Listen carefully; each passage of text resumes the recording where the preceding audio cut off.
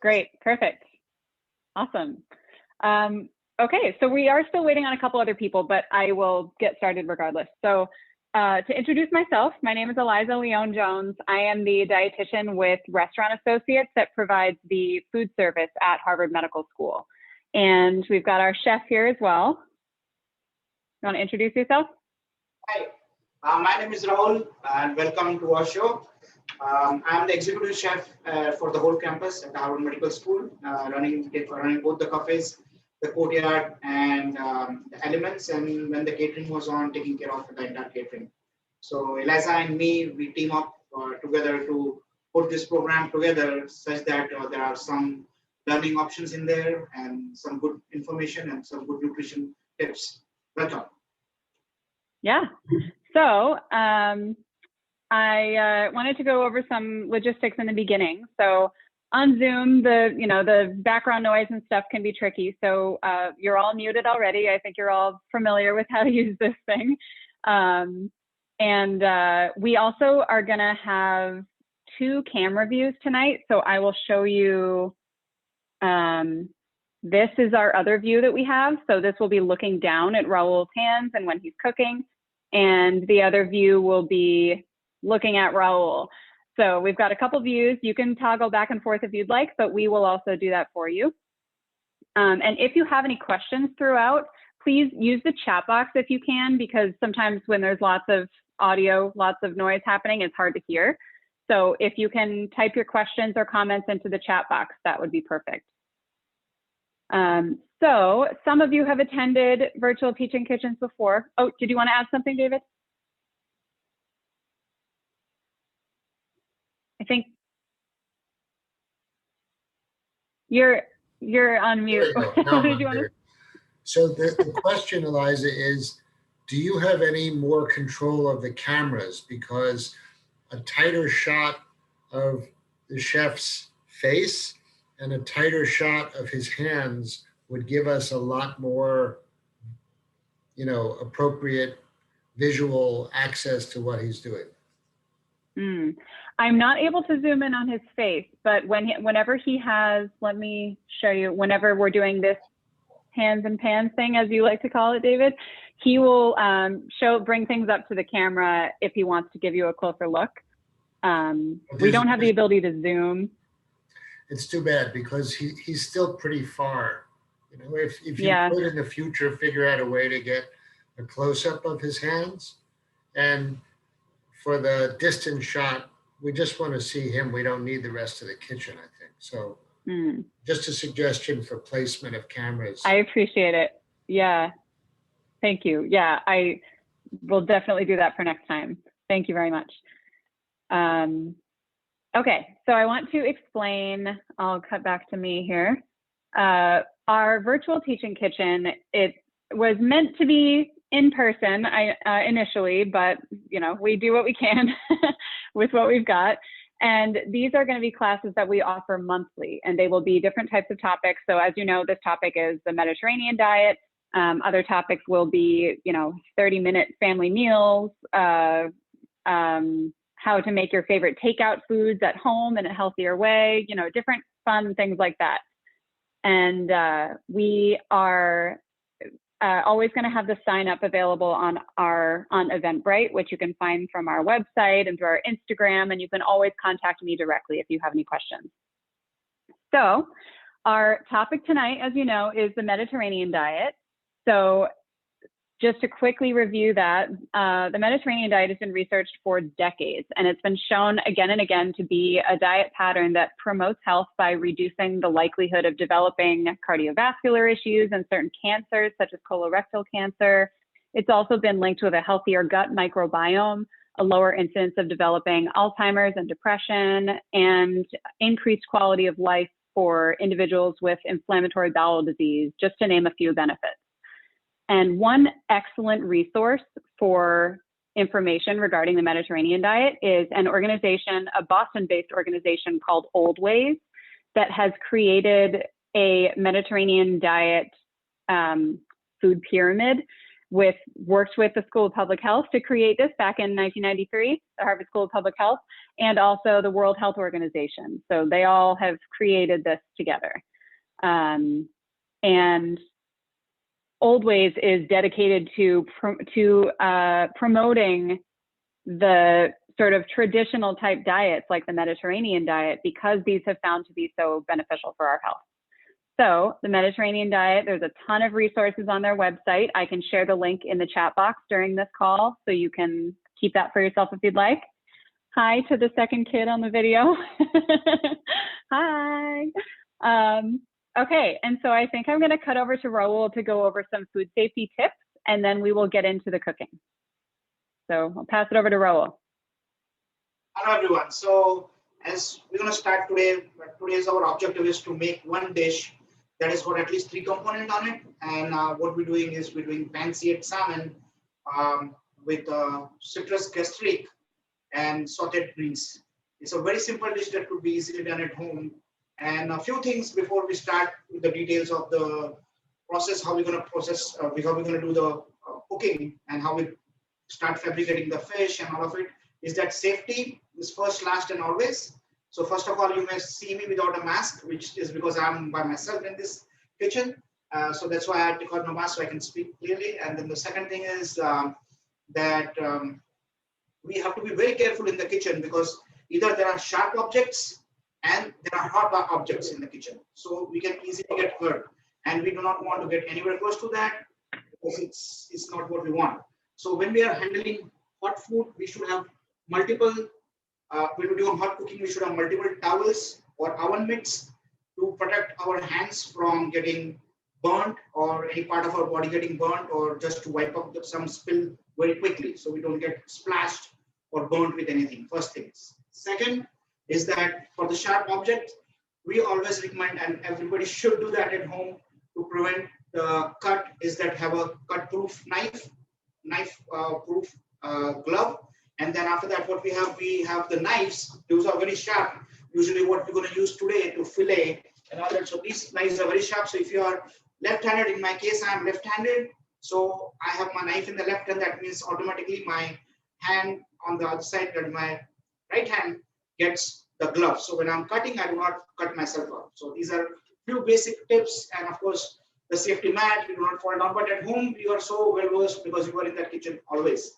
But still, these things apply there. So now, we're going to talk about what we're going to cook today. So January being a month, and it is very different that it's famous for citrus. So you may see us in a display behind me. These are all different citrus, some of the very interesting ones that you never see, like the Buddha's Arnam right here, which does not have any juice. It's just the core of it that could be cooked. Then Satsuma, then after that, regular oranges, blood oranges, and everything. So what we have chosen today is to use blood orange that we are going to make into a sauce, and it's going to combine with a fish, and the fish is going to be Atlantic salmon. And then after that, we're going to top it up. We need some greens on there. So we're going to saute some greens, and which is going to be quick. And as we're doing the cook along, you would have seen the recipe. So how we're going to pace it is that we are going to start with the sauce first, because the sauce takes some time to reduce. So by the time the sauce is reducing, then we will finish the fish. And once the fish is done, we're going to sear the fish. In the last minute, we're going to saute the greens, because the greens, the nutrients stay the best as we saute it and we consume it as soon as we can. So now we start with our prep for the gastrique. So if you have any question, please ask. Please do not hesitate to ask. I'm not trying to rush through this, but I just want to make take a teaching class which is not too lengthy and it's not stretching beyond its limits. And after that, we are on point with our production, right? So a little bit history on the gastrique. And a little history on the gastrique is gastrique is a French sauce that comes out of the word gaster. And gaster is a word from Greek language, which means stomach. And so is gaster, so is gastrique, and so is the gastronomy. So it all makes sense. So for this, the basic gastrique, which has been it's been a very famous French sauce that you can make without a long-term prep. So you do not need to make a stock overnight or something like that. It's a very, very simple prep that could be done as we're going to do today. So gastrique is basically, it's a sweet and sour sauce. And sweet and sour, so it gets sweet with a sweetening agent. We will get to that in a minute. And then after that, making it sour, of course, we use vinegar, and to supplement with the flavor, we use the blood orange juice today. So it's one of the recipe, and also orange goes too well with ginger. So we're going to give it a hint of ginger in there, and a little bit of red wine. So it is going to be a very tasty sauce when you're going to finish making it. So as I was talking about the sweetener. We have some questions, Rahul. So gastrique is made with butter typically, but can it be made with oil instead? And does it need to be canola oil? It could be made with any oil, but a neutral oil would be better. A neutral flavor like the grapeseed oil or canola oil would be perfect. But if we are making some say, variations of it, that may be leaning towards some cuisine, so we can use olive oil if required, and any other kinds, even sesame oil if required. But the basic gastrique, as I said, gastrique has many cousins, in the whole culinary world. One of them is the agua dulce that the Italian people make, the Italian cuisine, and then the sweet and sour sauce, agua dulce, is for the Italians, and so is the same. Is a sweet and sour for in the Asian cuisine. So it's pretty much same thing, but it's got a French twist on it. That's where we begin, and that's where we implement. We use the blood orange. So that is the citrus. That is the superfood of this month. Right. So to make that, how we're going to start? As I was going back to talk about the sweetener. So usually a sugar is used as a sweetener, and in Europe, of course, cane sugar is abundantly available, but is also beet sugar available. So most of the time, it is beet sugar is used in making that, and even sometimes honey, and sometimes it's supplemented with berries if you are making something with a duck or something that accompanies it, or something with like a venison, a game meat like that. So, but what we have chosen today to keep it like less processed and simplistic, and to be pure nature, close to the nature, we have chosen the sweetener to be the agave nectar. So agave nectar is basically coming from the same plant, agave plant, where the tequila is produced. But in tequila, the sugar into the plant is synthesized in natural ways after roasting it to ferment it, and then extract the alcohol that is produced by the fermentation of the sugar and the liquid there. So, and it has got its own typical flavor.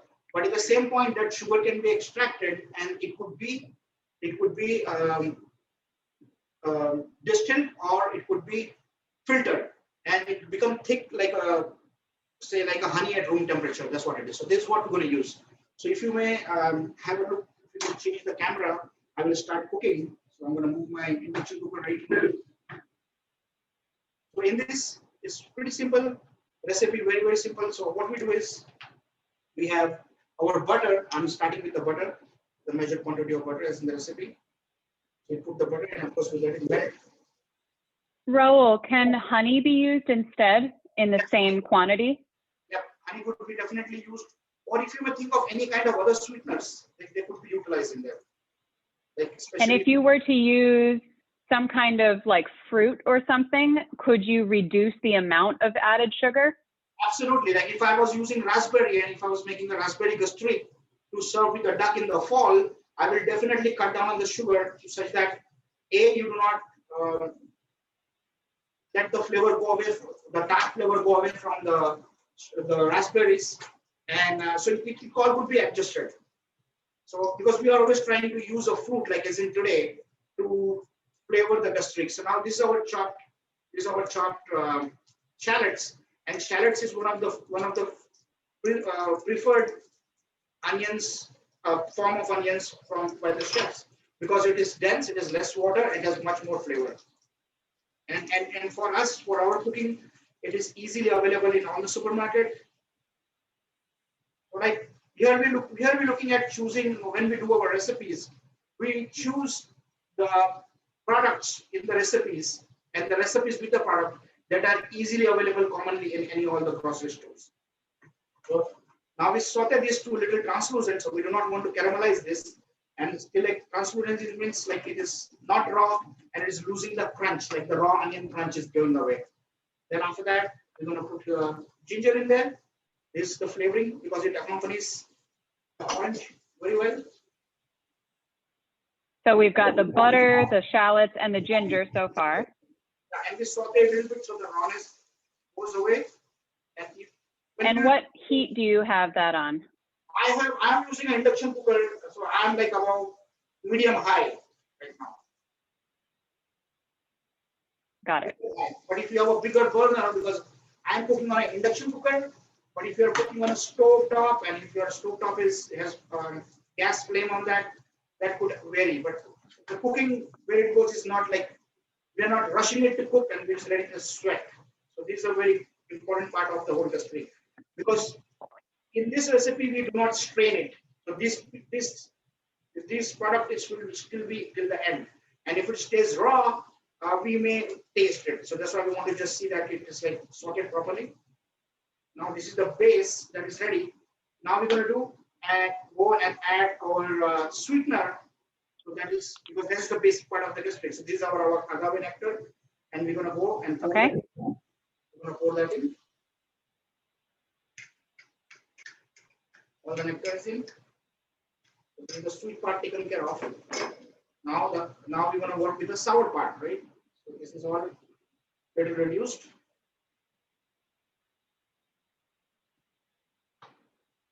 Then the sour part will be, of course, we need vinegar. Okay, so agave nectar first, then the red wine vinegar. All the liquids have to be incorporated. We can go in any order, but the liquid has to be incorporated. Okay. Reduced together. So it is sweet and sour. So now, so the sweet is in, the sour is in, right? Then we supplement it with a little bit of red wine to get some depth. Okay. So red wine vinegar, then the red wine. And then we're going to put our favorite flavoring. This is the blood orange juice. So this blood orange juice I chose blood orange juice because it's so easily available in this season, and we just squeeze the juice out of it. And this is what it is. But if this is not available, we can use it with any citrus. That could be even store-bought juice, not from a concentrate. That's preferred. And then we're going to add this. So you could also use just regular orange juice. It doesn't have to be blood orange. Okay. Then I'm going to add the quantity of orange juice in the recipe, and then after that, I'm going to let it cook. So now, as we said, that this is the plan of action when we're doing a dinner, is that we look at the recipe that is going to take a longer time. So in the whole process, this is the longest time it will take to cook. So because now, from here, we do not want to rush it. Here we don't want to rush it. We want it to come to a simmer and slowly reduce it, such that the sugars are not forced to caramelize and it get bitter. But we want it to come to a consistency where it is pourable, it's not running all over the plate. And then the last thing before we let it go is we add salt to taste. Okay. Pepper. Always. And now this will reduce, and there will be no addition to that you will not see. And then we will move on to working on the fish, and we'll talk a little bit about the fish and our fishes. All right. So we're going to put that on the back burner while we work on the fish next.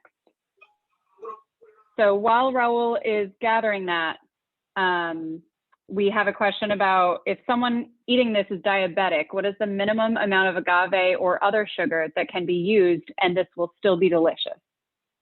We can use any non-sugar sweeteners to be utilized in there, mixed with the water, and that would do just the right thing, and as far as you get the taste of it. The whole idea is to get a sweet and sour. So when you see, it's all about the palate. When you eat it with a fish, which is like a fatty fish, which is omega-3 fat and fatty fish, it always, a little acidic sauce always cleanses your palate. So the sugar part of it is not, it is not a dessert sauce, definitely for sure. It's a sweet and sour sauce. So what about when using all of that orange juice, that is very sweet in itself. So do you actually need to add any other added sweetener? Well, it depends on your personal taste, because I was like the way I wanted to run this recipe was how originally it is done, and not to take away the major component, the major pillars of it. So that was the 2 parts of the sweetener and one part of the acid into that, and then after that you flavor with anything you like. Okay, and this is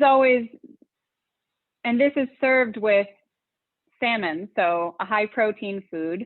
And the recipes that we provided to you is the only other side is sauteed greens, but this can also be served with some type of rice or a whole grain of some kind. So even though you have a little bit of the sweet sauce on top, the full meal in itself has a really, well-rounded nutrient profile. Yep, the blood orange juice was added to the sauce, and then a little bit of salt and pepper, and then you're going to put the sauce on the back burner, and we're going to move on to the fish. And Rahul, with the sauce on the back burner, what temperature should the burner be on? It's just roll boil simmering. As we said, we don't want to push it to cook or evaporate fast. It has to come down slow, because at the end we want a syrup, a nice sauce as you put on a steak. So should it be on like medium, you think? Yeah, medium. Medium. Okay, medium heat on the back burner, right. And then we'll start on the fish. So we start on the fish, and then what we're going to do is so the choice of fish that are picked to go with this with different. We have done a couple of teaching videos with different fish, and of course some Instagram demos and all that with different fish. But my choice this time was to get the best. What is this time is the Atlantic salmon. So we're going to fillet this and talk a little bit about the Atlantic salmon and different kind of salmons and how and where, how they grow, and just a little bit of general knowledge while we are working with the gastrique. So we make a real good use of this time and make it as educational as I can make it. So this is a Atlantic salmon. It's 7 to 8 pound, which is like the right size of a maybe 3 or 4 years old salmon. So talking a little bit about salmon. Salmon are there are at least 4 or 5 varieties of that. So one of them is the Chinook, which is the biggest, and they call it the king salmon, which is huge, and it is very famous in Alaska. And they can grow up to 110 pounds. And in those waters, they are the prime predators after the orca whales and probably seals. So those are the largest one. Then the most beautiful and most sought after are the pink salmon. They are smaller. They grow like 15 to 20 inches, and they're not that big. Then is the sockeye salmon, which is heavily used in sushis. And then we have Atlantic salmon. Then we have the chum salmon. Chum salmon is a little lower variety of salmon. And then, so all in all, the big question is, how does the salmon get its color to be different? So it depends on the feed. And then to understand the feed, we have to understand the life cycle of salmon. So when salmon is born, and we will come back to when the life cycle finishes. So life cycle starts at when the salmon hatches out of the egg. It grows in the same stream for the next year until they get bigger, and then they change, their body changes, and they get ready to go to the sea, and they move on to the sea. So usually the maximum amount of salmon that is grown or grows naturally, organically, it is collected to the sea, and then they run towards the sea, and in the sea they get vast amount of food to eat, and that one of them being a shrimp and the krill. So krill is also like a small shrimp, but mostly they eat shrimp and then small fishes, herrings and stuff like that as they're growing. And once they get into the sea, they start eating so much, they start getting bigger. And almost when they're like 2 to 3 years old, then they're ready to breed and they're ready to spawn. So male and female, they start going back to where they were born. And that is a great creation of the nature. That being said, because they exactly, like 98% of the time, they remember where they were born, and they try to make it back to that same stream. And then once they're making it back, they have to go through a lot of hurdles, like fishermen's fishing wheels, bears, otters, and all seals and all the animals waiting to catch them and eat, because they have this big bunch of eggs. The females have a big amount of eggs in it, and eggs is a very big source of protein for those animals, and also is the skin of the salmon. So they somehow they fight, they start spawning, and they travel a lot many miles upstream, and that's when they lose a lot of strength because they stop eating, and then by the time they reach to their spawning ground or spawning stream, their color almost changes, the flesh color changes, and the outside appearance changes. So if you may look up and research a little bit, you would see that they look beautiful when they are running for spawn and when the salmon run. So then they go over there and then they hatch the eggs, then lay the eggs, and then they hatch it, and the whole cycle begins again. They keeps on going, and they are very accurate with that. So aquaculture has started catching those salmon which are going to lay eggs and bring them to different ponds and different new location, and let them spawn over there, such that the new fries, where they call them, the new babies when they are born, they keep coming and inhabited that unknown area. So that is the little bit of history, and very interesting of any other fish. So that being said, and something else that's interesting about salmon is that they are a type of fish that's lower in mercury levels, and the reason for that is because they eat krill and shrimp. They eat small sea creatures, whereas larger fish that eat other large fish are going to have higher mercury levels. So this wild Atlantic salmon, the mercury level is lower, and the omega-3 content, as we know with salmon, is very high. So you're getting a lot of beneficial stuff from this fish here. So Rahul is going to walk us through how to fillet a fish now. So luckily I asked my fishmonger, and then I want to talk a little bit about the salmonoids, which are almost the salmon family, but they're trout. So one of the fish is this Arctic char. This is a very beautiful fish. This is a very healthy one, and they are they look same like salmon. The meat looks same like salmon, and the skin is thinner. And what they are basically salmonoid, which is another breed of the salmon subspecies, and they fall basically into the trout family. And these grow up big. This can go up like 3 size of itself here, like at least 20 to 25 pounds. So this is another one that looks like a salmon, but it's not salmon. Yeah, so that's what I wanted to show. But nutritionally, that Arctic char is nutritionally very similar to salmon. It's another fatty fish that's high in vitamin D, high in B vitamin, B12, potassium. So there are other fatty fish like mackerel, trout. These are all great sources of omega-3s as well, just like salmon and Arctic char. So we're going to get to the filleting now, Rahul? So I will get to the filleting, and then if you may switch the camera here. So I just want to show a couple of very tips in like few minutes that is important to see, like when we go to the store to buy fish or anywhere to buy fish, what to look for. So what do we have to look for? That the eyes are clear if you're buying a whole fish, and then after that you have to check the gills, as you may see here, as I can bring it close to the camera. As you can see, the gills have to be like bright color, bright red, like bright as they can be, and then this is the color inside. And of course, when you buy, you look for bruise mark, and then the bruises on the skull and the head. And also, it's as per the rule of the government, like everything is gutted. So we have to see that it's all gutted and all the guts are removed out, because they feed free, and it is possibility to have some of the unwanted stuff into their gut that we do not want to come to our cutting board or to our kitchen. So it is very safe to do that. Usually, when fishermen go fishing and they catch the salmon, the first thing they do is they gut the fish, and then they take out the gut and dispose it, and then cool down the fish. So again, we cool down the fish right away, because fish is a cold water mammal, and it has to stay as cold as possible. So at least between 36 to 40 degrees is the best storage. So it lasts longer and stays well. Okay. Now, we're going to start filleting the fish. So filleting of the fish is one thing you may do or you may not do, but just it was for the teaching purpose of it. I just wanted to show.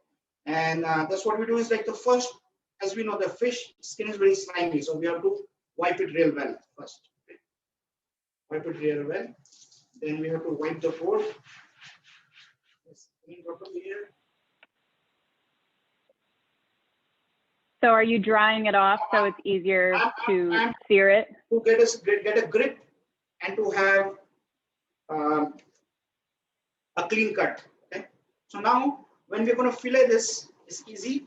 And then you need usually you can use any kind of knife if you have been doing that, but I prefer to use a fillet knife. So fillet knife is special because it bends, it flexes, and it's pretty sharp. And also it is like, just I keep this kind of knife only for filleting fish. So now what we do is, like, when we go to get this fish started, so we go behind the collarbone, we pull the fin ahead, and then after that we go and cut right here, and we reach till the center.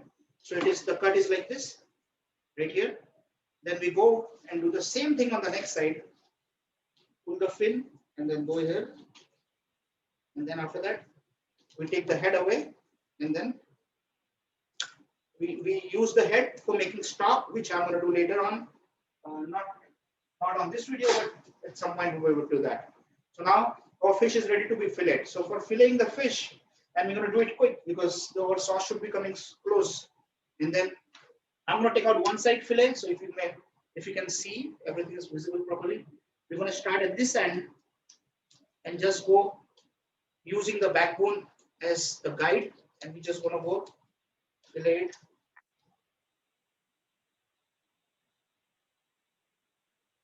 So you just push the knife up against the spine, basically. And the spine is my guiding tool. And then after that, okay, this fillet is clean here. And then I will just disconnect the belly. That looks beautiful. And then here we go, and disconnect the tail. And see, so it is clean. This way cutting it, so there is no meat left over here. And usually if there is any meat left here, that could be scraped with a spoon and used for a different application here. So this is usually like sushi, right?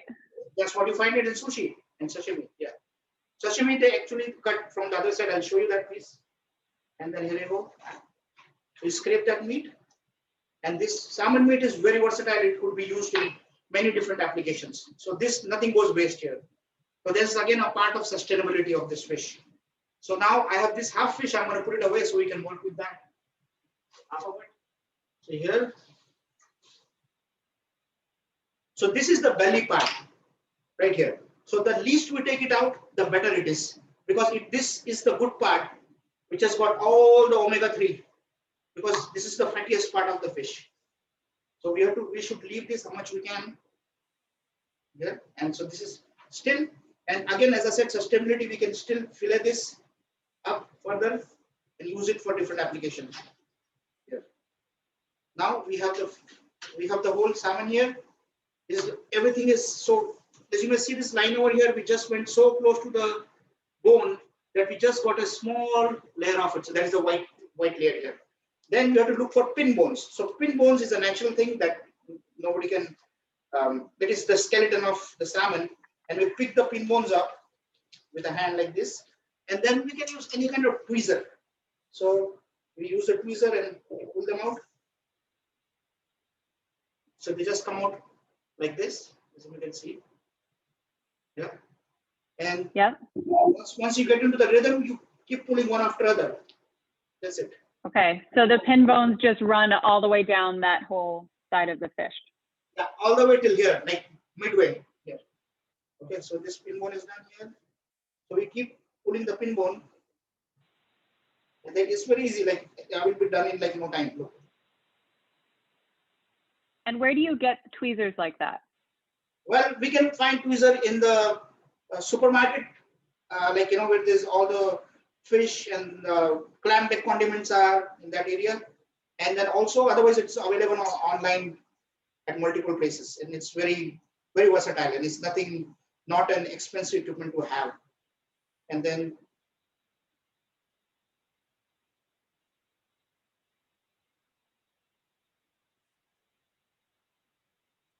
So the fat on the salmon, you said, is in the belly, and it also is between the muscle and the skin. So we are showing you how to cook the salmon tonight with the skin on, because that way you keep that thin layer of fat between the skin and the muscle inside. That's where all the beneficial omega-3 fats live. So we don't want to get rid of that. I know sometimes people get kind of grossed out by the skin if it's not seared. It's just kind of like squishy. But when you sear it, like Rahul is going to show you tonight, it is so crispy and crunchy and delicious. And as David mentioned in the chat box, also Arctic char skin sears really well. So seared fish skin is definitely like a culinary trick that is also a good trick for nutrition purposes too. Yes, and then the good restaurants are known by the crisp fish skin. That's how the chefs look at it. Right? So it says like they know what they're doing, kind of deal. So I'll just take out this little bit of piece of bread here, and then we're gonna go and take one nice piece here. That is gonna be our salmon. So salmon usually, as Eliza may agree, it is like about 4 to 4.5 ounce portion raw for lunchtime, and like about 6 ounce portion should provide you enough balanced diet for that kind of meal. So that is because it's full of protein. There's nothing about that. Yep. So yeah, you can just cut across that big whole side of the fish. You just cut right across it into whatever size fillet you would like. Nothing goes waste from this fillet.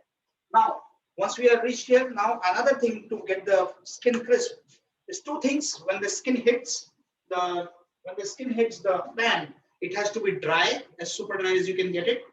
And then when the skin hits the pan, it starts shrinking. So when it starts shrinking, what we do is we make some serration to help it so it doesn't warp. So to make the serrations is just we take a very sharp knife and you cut. So you're cutting through the skin so it doesn't shrink and curl up too much. Right. So it doesn't, and then as I show you here, this is how it's like. Yeah, perfect. Yeah, so this is cut like this, but it's only skin. Great. We don't want to go into the flesh, right? So now we're going to start searing, and get back to the pan. And here we start.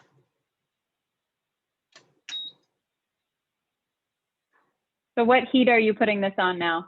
Well, I'm going to start on a very high heat, pretty high heat. Okay. Yes. And you want it to be on high heat so it really sears that skin, right? Yes, but one point it will start smoking, and then what we do is as we'll get to that. But now at this point, some chefs and some chefs, but I wanted to keep it simple, is that they put crushed garlic and some rosemary and some thyme to make a scent inside on the oil. So it's a scented oil, and they sear it in it, and then after that they discard that and they put a little bit of butter and finish it off with the butter. Right. So that is the classic way to do it, but we're going to achieve the same thing with canola oil, right? So we wait on to this.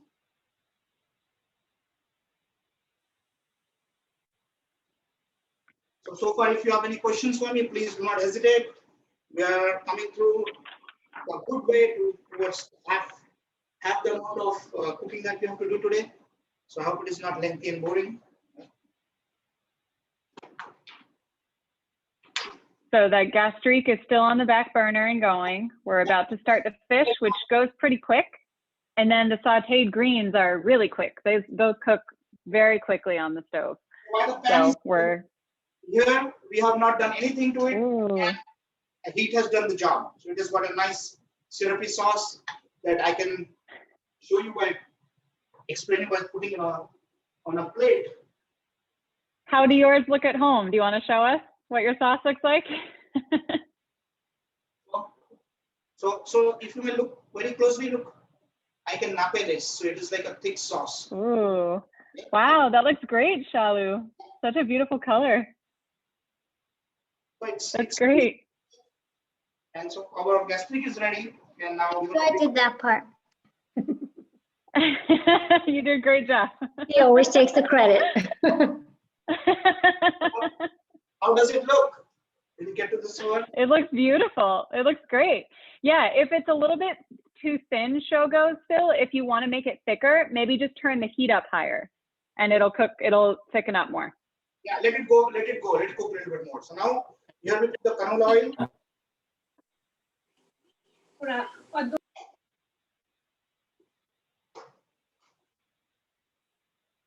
All right, so canola oil on pretty high heat for the salmon. Right now, it has to just come to a smoke because we want the skin to be crisp. Okay. And got it. So we have to let the oil heat up.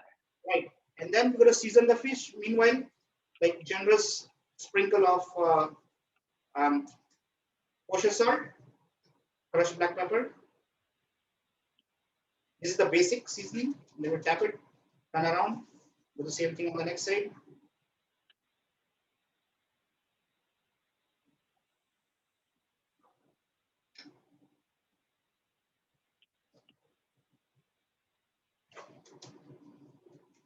Okay, salt and pepper both sides. And then now you see the pan kind of smoking a little bit. And now we'll go ahead and put the salmon right here. Okay, so you start the skin down first. Skin down first, and always. And then you notice that I have put it on one side of the pan because once the pan gets heated up, it warps a little bit in between. So all the oil goes on the side. Especially this pan, because all pans, once they season, they behave a little bit differently.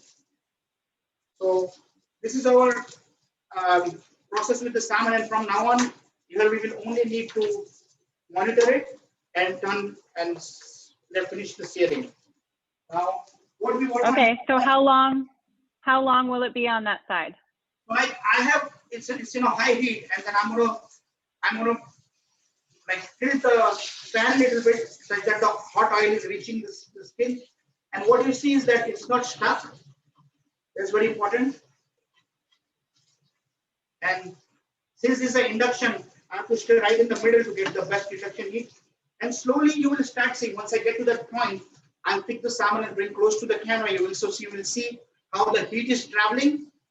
But that traveling with the heat is very, very important because once the heat travels through the skin, it makes it crisp. And then, so that means that the skin is in contact with the pan for a prolonged amount of time. Okay, got it. Yeah, that's what's cool about fish is you can see, or I guess any kind of animal protein, you can see very clearly once the muscle has been cooked because the color changes. So once the color is changing, you know, like Rahul said, the skin gets heated up and the heat travels up through the fish, through the skin, and the color of the fish begins to change. So you can kind of see that here. You see the outside edge is getting lighter. Right, it's getting lighter right here. But once it gets more prominent, I'll pick up the pan close to the camera. Okay. So now, since this is cooking, we're going to talk for a few minutes about the greens that we're going to use today. So now, again, this is something on, let me change my gloves. So this is something on sustainability, because whenever it comes to talking about sauteed greens, the one thing comes to mind is baby spinach, and there's just nothing wrong with it, you know. And spinach has got its own taste and of own content of minerals in it and all its own benefits. But there are many other greens that could be utilized too. So that means they look different color. That means they are not a weird vegetable. So a couple of the leaves that I want to see and what I find today from my so is the Swiss chard. So now Swiss chard, you will find it many places. People plant it in the fall as an ornamental plant as well. So it may come with a yellow rib. It may come just with a red rib or just green. Then after that, this is kale right here, baby kale. This is another Swiss chard. Then this is the curly kale, and then this is the purple kale, and this is the amaranth leaf. And it could also take the beet greens. Okay, there's a turnip green. So any greens that are used, especially not so much the carrot greens, because carrot greens are very pungent, but they can be utilized as well in a sizable manner. So now what we do is here is we're going to turn this and see how good it is. Voila, it's nice. So this is what I was saying. Like, so see if you can see in the camera the heat, how it is rising, and then how it get cooked on this side. And now we go and turn around, and you see that the skin has got real crisp. Yeah, the skin looks great. Okay. I can hear it, like if you may hear it, like if I when I rub my spatula. Really crispy. Very crisp. So that's great. This is a sign of good cooking. And then after that, it does not take so much time on the other side because the heat is already been through it. And so that being said, cooking of a salmon, Eliza, I know that the Department of Health always says that it has to, all the food has to be cooked to 165. But salmon is one of the fish that is mostly eaten raw. Not mostly, but 20% of it is eaten raw in sushi and in Japanese cuisine and in the ceviches and stuff. So cooking the salmon and enjoying the best of it, you have to cook it medium rare. I like to cook it medium rare, like somewhere around 110 to 115 degrees. And that is the perfect salmon. You pick it up at 110 and then you plate it. And by the time you go to eat it, once you break it, it's not raw, but it's creamy inside. It does not make you feel like that you need to drink some liquid to swallow it. Because it's that good and creamy. And the flavor is very pronounced. But after if that, you are concerned about food safety at all when cooking fish, the temperature, the internal temperature that fish needs to be cooked to is 145 degrees, 145. That's to be fully cooked, the safest possible way to eat fish. But it doesn't have to be that way, like Rahul said. Like obviously salmon is eaten raw in sushi and sashimi, so it can be however you prefer, but you just need to be sure it's good quality. But you see this? How is the color now on the other side? So this is exactly where we want. So if you are cooking a skinless salmon, you should at least get this kind of color on both sides. So now this salmon is perfectly cooked and we're going to leave it warm. Just the cherry oil goes on in the pan. We put the pan aside. And now we're going to start with the sauteing the greens. So the greens, as I said, it's pretty simple. And there's two things that are technical in cooking the greens is that, of course, we start with a hot pan. And we start with onions, garlic, little of acid, and I'll talk about it, and then little bit of chili.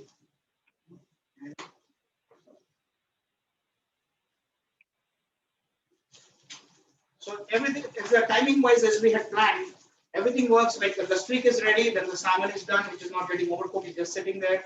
And last minute the greens get done, and we're gonna plate in no time.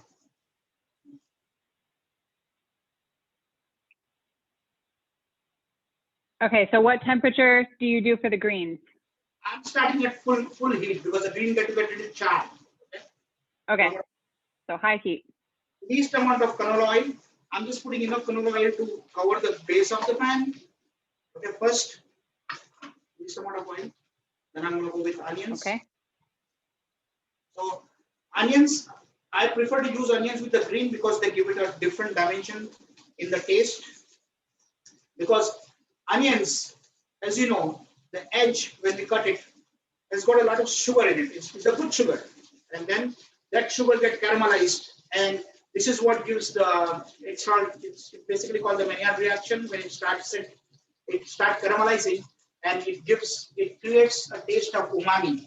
That's why, as you may remember, eating caramelized onions like with some kind of meat, like with a chicken or a steak, it gives a whole different taste to the whole dish or your whole experience. So caramelized onions are very, very important part of cooking, and chef prefers to do it a lot because to a very simple flavored greens, they add something to it without taking away anything. So now again, here we're going to do some salt, pepper. So salt and pepper being added to the onions in there? Yep. Okay.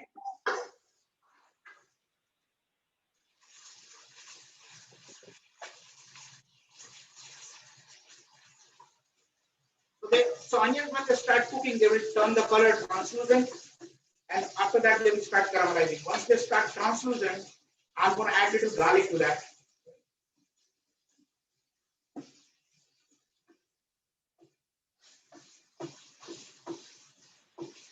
So with this meal that we're making, this is an excellent example of the Mediterranean diet. Fish and seafood is recommended at least twice a week when following the Mediterranean diet pattern. And plants are the main focus of this diet pattern. So any type of fruit, vegetable, whole grain, nuts, seeds, legumes and beans, any type of plant-based food is the biggest part of the Mediterranean diet. So we're doing this, onion and greens mixture. You can serve this with some whole grains, and that would be an excellent way to get a really well-rounded Mediterranean meal. So Rahul, you just added some garlic into the onions there? Garlic to that, and then saute for another 1.5 minutes. Okay. So then we go into green. So the greens, they cook very quick. Yeah, the onions take much longer than the greens to cook. Right. The greens cook super quickly. And it also depends on the type of greens that you're using. Like Rahul is using a big mixture here, and you might be doing that as well at home. But for example, kale takes a little bit longer to saute than spinach or Swiss chard. But really, when you have a mixture like this, you can just cook them all for just a minute or two, and that's all you need. Because you don't want them to be too mushy. You want them to still have some bite to them. So he's just mixing those in right now, mixing it in with the onions. So the greens, when we're cooking them, we don't have to cook them or overcook them till they discolor, because we want to leave the color, otherwise the nutrients get hurt.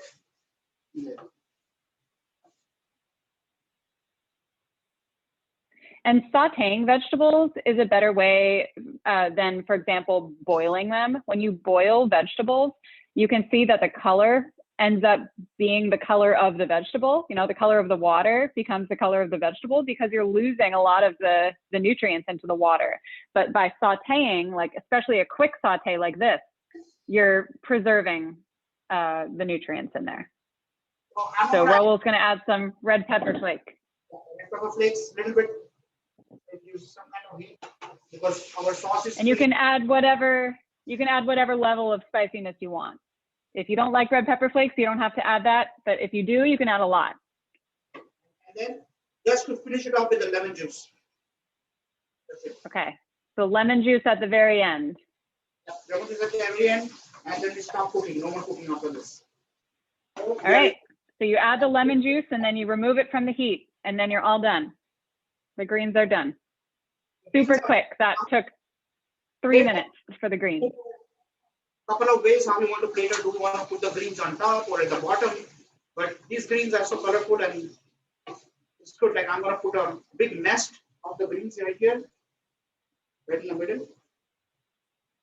And then after that, I'm going to put my fish right on top, which is just right here. And then we're going to bring the gastrique. Yeah, you can put the greens. You can put the greens underneath, or you can put them on top of the fish, however you prefer. Right. We can do either of the way, and then we put the gastrique like it is just falling off on the side, the wood side. So all we want to do is not to cover the crisp skin because it will get wet again. And this is our dish. It's ready. Right here. You can see. Wow, beautiful. Nice seared salmon, nice skin, and then that looks great. And you said you don't want to put the sauce on top of all the skin because then the skin won't be crispy anymore. Right. So it won't be crispy anymore. And this is a very balanced dish by itself. So this absolutely. And there we are. So if you have any questions. Yeah, I mean that looks delicious. It looks amazing. How are yours coming at home, everybody? Good? Yeah? Anything still going, or are you done cooking? You can unmute yourselves to talk if you'd like. I was going to say that I'm going to do it closer to dinner. I'm just doing all the prep. Because like you said, the fish and vegetables I want to do when we're ready to eat. So, yeah, smart. But the sauce is done and everything else is sauteed. So I'm excited. That's perfect. Yeah. So the sauce Great. is And really shogo, that looks great. just on the tip. What's you said, that? just on the tip of the fish. Right? Yeah, he said don't put too much over the crispy skin because then the skin will get soft. So if you just put it off to the side, then you can like dip the salmon in the sauce as however you'd like. Yeah. Great. Thank you. Hold on, like see if you can switch the frame. See, like, Switch it. It's like falling off. It's falling off from right here. So it's yeah. But the rest of it is like crisp. You can hear it. Yep. Okay. Looks amazing. So Shogo, are your kids going to eat this too? Yeah, they're also that's great. Oh, that's so great. Nice job, kids. Yeah, it looks like Shalu's son was in there too. That's beautiful. Amazing. Yay, nice job.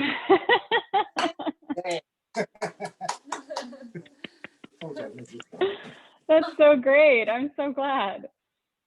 Yeah. Does anybody have any questions about the process or about the Mediterranean diet or anything at all? Any feedback for us? Yeah, no, I don't think so. It's great. And this is great to learn how to cook the Mediterranean food. This is our first time to cook Mediterranean, so we learn a lot. Yeah, thanks. Really I'm so glad. It. Thank you. Thank you so much. Very much.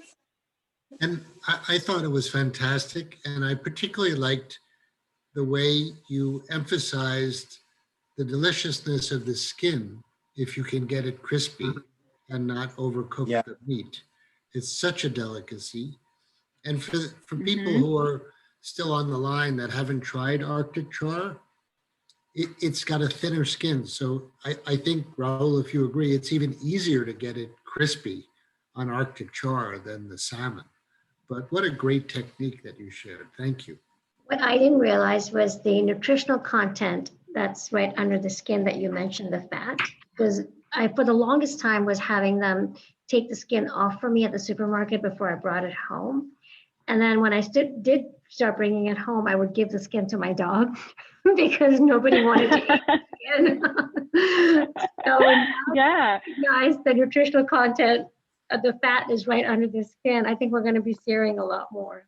So thank you. Yeah, and that's what's so interesting about fatty fish versus fatty land animal meat, you know, where with chicken, you want to remove the skin because the fat is right beneath it, but it's saturated fat. So that's why you want to remove it. Whereas fatty fish, it's unsaturated fat there. So that's the desirable kind of fat. So you keep the skin on your fish, take the skin off your chicken. Thank you. Yeah, of course. So thank you all so much. We really appreciate you joining us. We hope you enjoy your dinner. Bye-bye. We hope to see you again. Thank you. Bye-bye.